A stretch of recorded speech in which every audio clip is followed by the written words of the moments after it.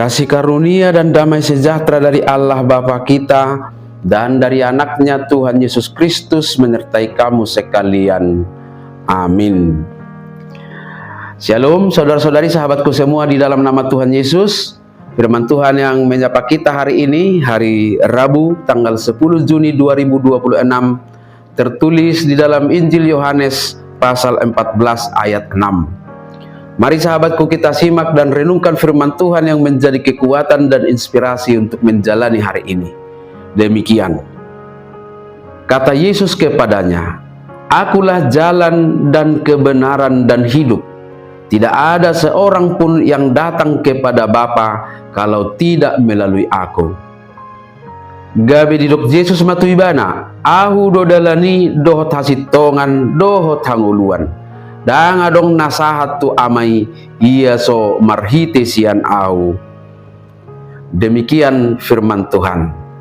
Saudara-saudari, sahabat renungan harian yang dikasihi Tuhan, untuk memahami kedalaman nas ini kita perlu melihat situasinya. Malam itu adalah malam terakhir Yesus bersama murid-muridnya sebelum ia disalibkan. Para murid sedang dilanda kebingungan, dilanda kecemasan dan rasa takut karena Yesus mengatakan bahwa ia akan pergi. Di tengah kegalauan hati murid-muridnya itulah Yesus mengucapkan kata-kata ini. Substansinya bukan hanya sebagai sebuah doktrin tentang keselamatan, tetapi juga menjadi peneguh dan sumber ketenangan bagi hati para murid-muridnya, dan demikian juga menjadi sumber ketenangan bagi kita yang mungkin saat ini sedang mengalami kebingungan dan kekhawatiran dalam menjalani hidup. Yesus mengatakan kebenaran hakiki dalam iman kekristenan kita tentang dirinya. Yang pertama, akulah jalan. Jika tujuan hidup kita adalah keselamatan kekal, maka ibarat seorang yang sedang menempuh perjalanan panjang, Yesuslah jalan dan arah yang akan menghantarkan kita dengan tepat, sesuai dengan titik tujuan kita. Menjalani hidup di dalam Yesus berarti tidak perlu takut tersesat, karena ujung dari jalan itu sudah pasti, yaitu hidup yang kekal. Yang kedua adalah Yesus berkata, "Akulah kebenaran." Pernyataan ini sekaligus menjadi jawaban mutlak pada pikiran dan pendapat yang membuat kebenaran itu seolah-olah relatif. Karena realitanya, kebenaran bagi orang lain bisa saja bukan bagi kita, dan sebaliknya. Kebenaran di dalam Yesus memerdekakan kita dari kepalsuan dunia, dari kebingungan, dan dari kepura-puraan. Dan yang ketiga, sahabatku semua, adalah Yesus berkata, "Akulah hidup." Yesus adalah sumber kehidupan yang sejati. Hidup di dalam Yesus tidak berbicara tentang durasi seberapa panjang umur, tetapi tentang kualitas.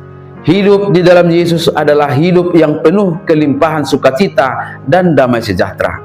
Dan cara hidup itu akan selalu hadir sekalipun sedang diperhadapkan dengan penderitaan. Sahabatku, dalam ketiga pernyataan itu, Yesus memastikan tidak ada seorang pun yang datang kepada Bapa kalau tidak melalui Dia. Dari sudut pandang kasih Allah, ini adalah sebuah kepastian yang inklusif, terbuka bagi semua orang, karena itu adalah sebuah undangan terbuka bagi siapa saja yang lelah mencari-cari arah hidup. Jadi dapat dipastikan bahwa Yesus adalah jalan kebenaran dan hidup, bukanlah sebuah pernyataan eksklusif. Sekali lagi, itu undangan terbuka bagi semua orang.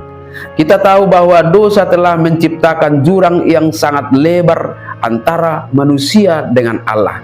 Kita tidak bisa menyeberang jurang itu dengan kebaikan, dengan harta kekayaan, atau dengan usaha kita sendiri. Tidak ada yang sampai kepada tujuan rohani kita di luar Yesus. Yesus menjadi jembatan itu melalui pengorbanannya di kayu salib. Lewat pengorbanan itulah Yesus menyatakan garansi atau jaminan keselamatan sungguh-sungguh hanya di dalam namanya. Amin. Selamat beraktivitas. Tuhan memberkati.